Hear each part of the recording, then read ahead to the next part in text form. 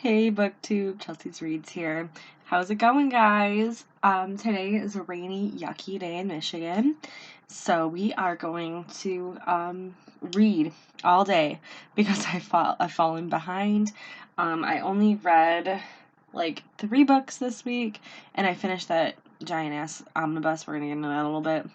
But the book that I'm on right now, it's just kind of right now, so I slowed me down. So I'm a little bit off schedule, so I'm hoping to finish that today because, like I said, it's really yucky and I can't go outside today. So we'll see. I did have a decent book haul this week, actually, from that Amazon gifting group that I am in. So we're going to get into those. They're all actually cozy mysteries. Now, if you're not familiar with a cozy mystery, the idea is that a character normally, I guess not normally, typically, more likely than not, it's a female character by some string of events has to go home to their typically small hometown. Usually their family of some sort owns like a cafe, a bakery, or some kind of very, very small restaurant that they have to go back to, and then some sort of murder happens connected to their place of business. And that's really the plot of any and every cozy mystery. It's just the lens of where it takes place changes. So when I usually buy books, I go through kicks. Right now I'm on a cozy mystery kick. That means I'm buying them. That doesn't typically mean I'm reading them. So they have been at the top of my list, and people have apparently been shopping off the top of my list. Not everything on my list is books. It's just your Amazon wish list, but I'm really glad for it because we got 5 books off of it. Let's begin.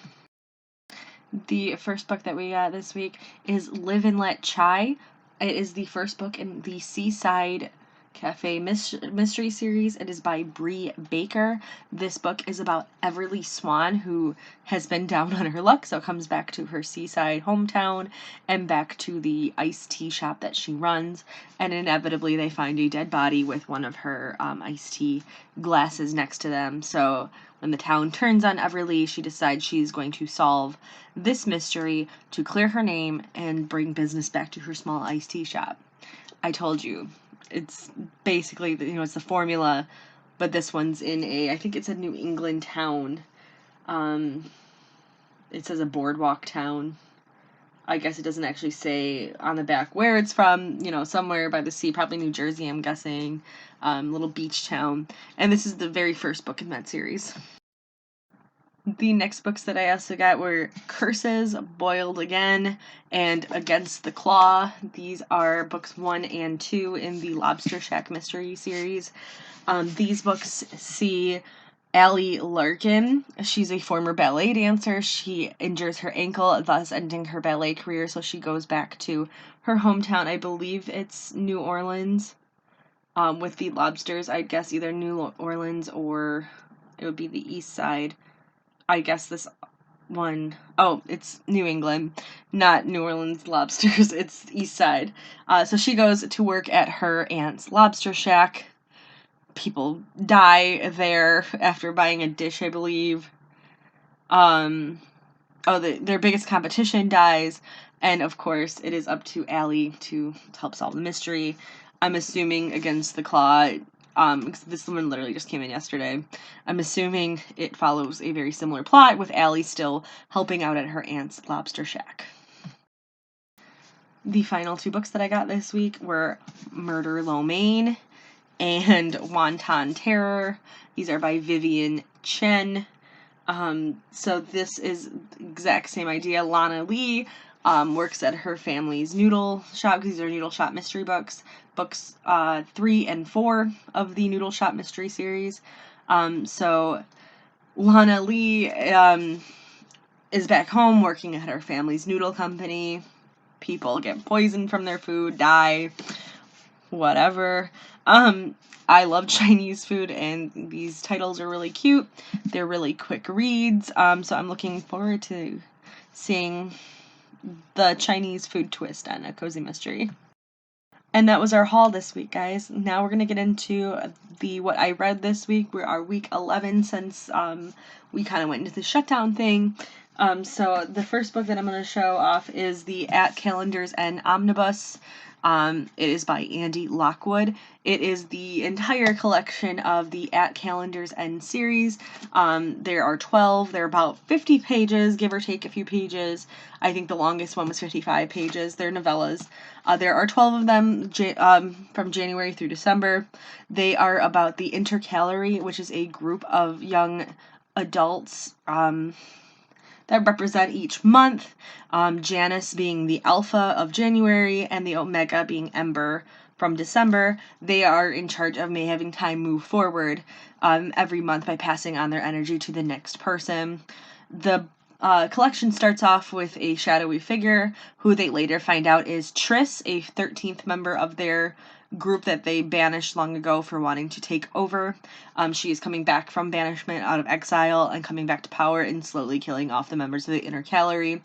Ember knows being the end of the year, so that she's going to have to be the one to step up and protect her friends. Along the way, they find out that other members in the Intercalary are hiding very deadly secrets, including torture and just being a villain. Overall, I gave this collection about 3 stars. On average, obviously some of the books, the novellas were better than others. There's 12. They just got a little bit repetitive, and nothing, really happened in some of them. There'd be, a really good, July was really good, I know. Because Julian was an interesting character. Tobin, for October, he was really interesting. But it was, the same pattern. They would sit there and be, all sad that one of their friends died. And then Ember would discover she had this really cool power, and then Trish would come and, kill the next one. But then she, never really did much with her power that she had until that very last volume. So it was just not enough plot to drive it forward. I know Andy Lockwood, and I know that he did this as an experiment to keep him writing every month, because he was kind of in a writing slump. So he decided, I want to write something every month to keep this going, and that's how this serial started.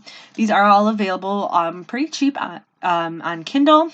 The only way to get a physical copy is to buy the omnibus. It's over 700 pages total.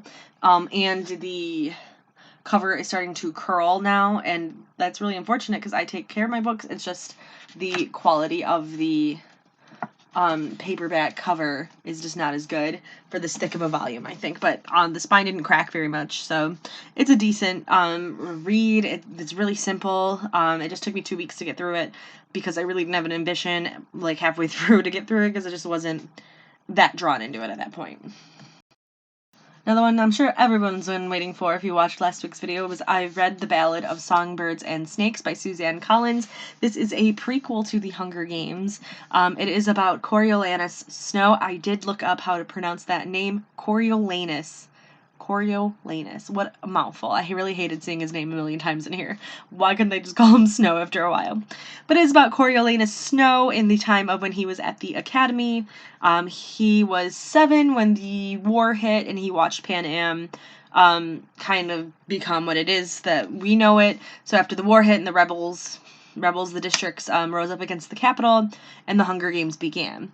So by this point, this is the 10th annual Hunger Games. Coriolanus is one of the people chosen to be a mentor to the tributes. He gets assigned the girl from District 12. Her name is Lucy Gray, and she is a singer, and that's how she kind of gets people's attention during the reaping. So he, at first, is very arrogant, thinking that, well, I'm just going to keep her alive as long as I can, but he never really thought she could win it, until she kind of changes his mind. His friend, Seanis, or I think that's how you pronounce it, is a sympathizer, because he used to be from the districts, and now he lives in the capital, and that kind of helps open Coriolanus's eyes. He also sees Dr. Gaius. These names, people, it's okay when you're reading it, no one can hear you say it. But she is very sadistic, and she is pushing these teenagers to kind of think of different ways to get the districts to watch and be invested in the games. Coriolanus is actually the one who suggests the betting on tributes, and to have people from the capital and other people sponsor the tributes and send them food and send them medicine while they are in the arena. The arena is very different from what we're used to the Hunger Games. It's very much just like a coliseum that was burnt out. So this goes beyond the games, and then how Coriolanus becomes a peacekeeper, and there is a love story between him and the tribute. Spoiler. If you really are intending to read this, please don't just skip to the next part because I'm going to spoil the shit out of this. Yes. I liked this. I know this is getting ripped apart, but I really enjoyed it. I like a good villain origin story. I liked watching Coriolanus be manipulated and not really realize he's being manipulated. He totally sold out his friend at one point by recording on a jabberjay what his friend was saying about supporting the rebels, and then as he hit the record button, Coriolanus realizes, oh my god, what did I just do? But he doesn't notice it in the moment. Even the thing with Lucy Gray, I like a tragic love story kind of a thing. If you've seen Star Wars Episode 3, Revenge of the Sith, that's what this is. Seriously, it's just Revenge of the Sith all over again. Coriolanus is definitely Anakin.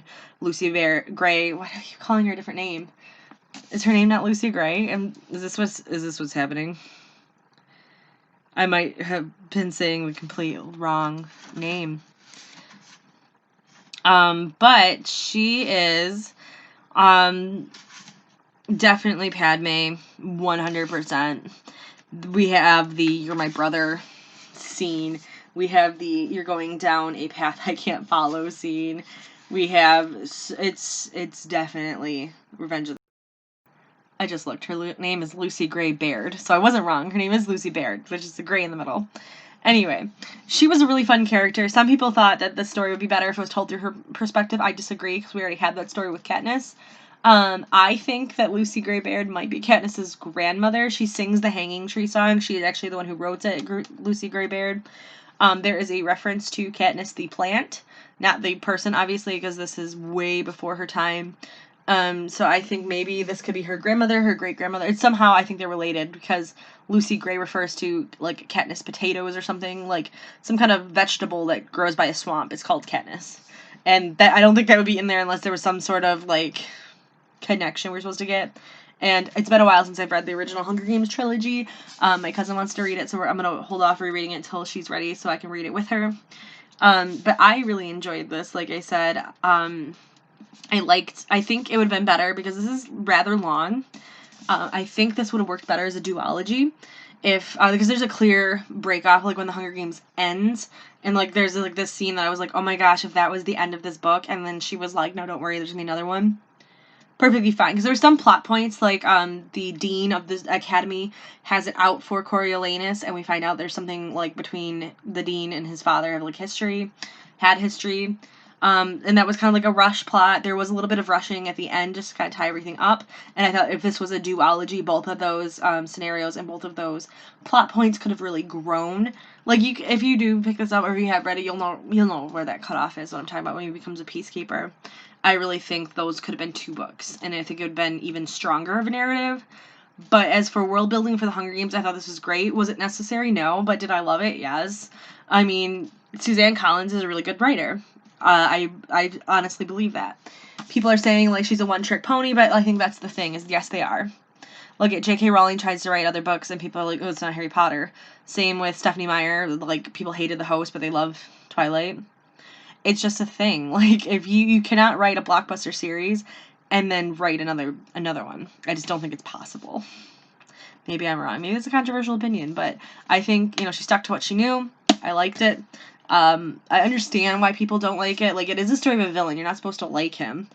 It was sad watching someone be corrupted and know where, like, this goes. But I enjoyed it. I recommend it. The next book that I read this week was Mask of the Red Death by Bethany Griffin. This book, when I first began it, I did not know that it was a duology. So heads up, if you do pick this one up, there is no real ending, which was frustrating. So this book actually struck a little too close to home for right now, because this is when a plague suddenly hits London, and they all have to wear a mask to breathe. Each mask, though, it can only be fitted for one person, because it adapts to that person's breathing, and it becomes exclusive for that. It is a retelling, expanded version of the Edgar Allan Poe short story of the same name, kind of, because it, like, cuts off right as it gets to the Edgar Allan Poe connection. So in this one, it's about Araby,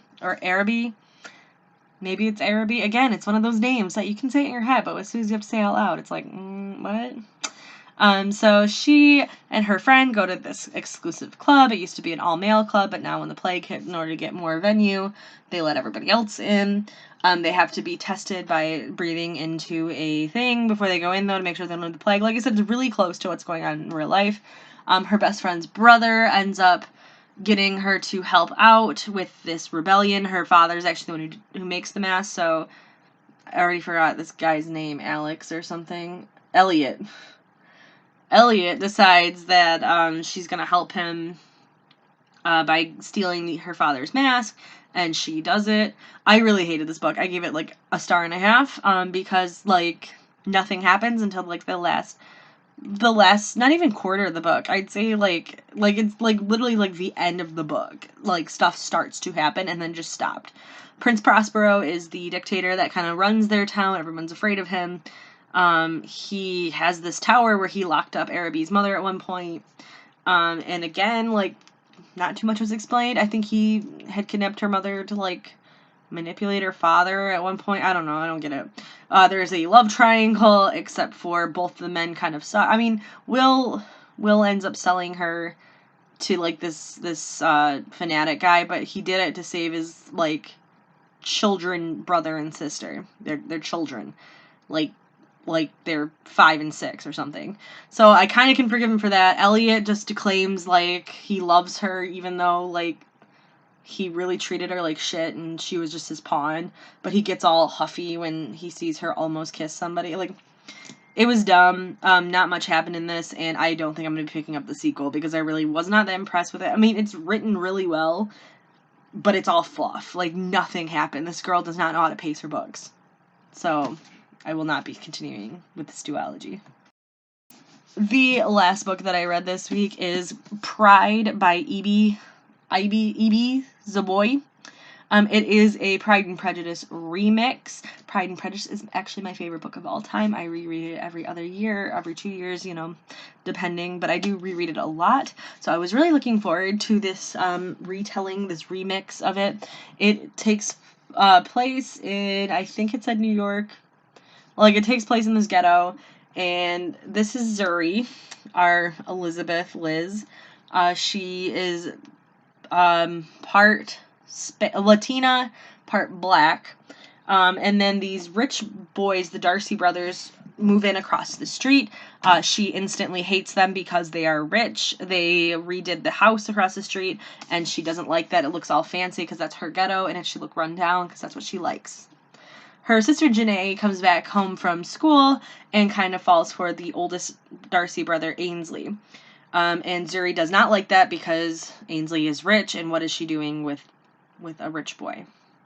And that was, like, my biggest issue with this. Like, obviously, in Pride and Prejudice, Elizabeth and Mr. Darcy both have pride and prejudice that they have to get over, but those elements that were in that book were just, like, over-exaggerated to the point that Zuri sounded selfish and childish, and she was a bitch. So I really didn't enjoy this one at all. Again, I gave it, like, 1 star. Maybe I gave it 2, because I didn't, like, hate it. It's just that, there's a scene where she goes and checks out this college that she wants to go to, and I thought that'd be great, and I thought that was going to be her moment where it kind of, like, opens her eyes, and, like, that was going to be her moment of letting go of her prejudice, or realizing she has a prejudice. But it wasn't, because that's what happened in Pride and Prejudice. That was, like, Elizabeth's wake-up moment of, like, oh, wow, I was in the wrong. But she didn't have that. And, we don't even find out if she gets accepted to that college. And I was like, that's a bummer. There's another point where Darius invites her to go to a party, and she gets mad at him because there's a bunch of white people at the party. And she says he's not acting black enough. And that was irritating, like, because he goes, this is who I am, though. Like, I'm just being me. And then suddenly, like, after this big fight is when the whole thing happens with Layla, aka Liddy. It was Layla and Kayla. But with Layla, and then they find out about that she was with the Wickham character, and I don't remember his name in this book. But because he helps drive her drunk sister home, I guess they got over that fight. Like, they never actually talk about it, and it was not good. She doesn't learn her lesson at all. The building that they live in is sold by Collins, or Colin, which is Mr. Collins. So their building does get sold, and they move to a new neighborhood. And I guess that just made her automatically open her over her prejudice, I guess. I don't know. Her and Darius decide to give it a try together, even though she's still, like, you know, I don't know, man. And then her one sister, Kayla, totally sold Janae out in front of Ainsley. She said that she wants to just be in his pockets. Like, she called her sister Gold Digger. And then Zuri's like, it's all Darius's fault that Ainsley broke up. I'm like, no, it's your sister's fault because your sister said Janae was a gold digger. Like, it was just, this book was irritating. I read it really quick, though, so it took me too long to get through. But I will be unhauling this one because I don't have any ambition to keep this on my shelf because I really didn't like it. Like I said, it could have been done really well, but they just over-exaggerated everything that made Pride and Prejudice beautiful. That is it, guys. That's all I read. Like I said, it was a rather short week. I'm halfway through a book right now, and like I said, I'm hoping I'll be able to finish it today because it's rainy and really gross outside. And that'll be it for me. I hope everybody else is having a great week, and I hope I am able to read some more this week for you guys, so it's more than just, 3. We'll see. Alright, we'll see you guys next time. Make sure you're taking care of yourself. Bye.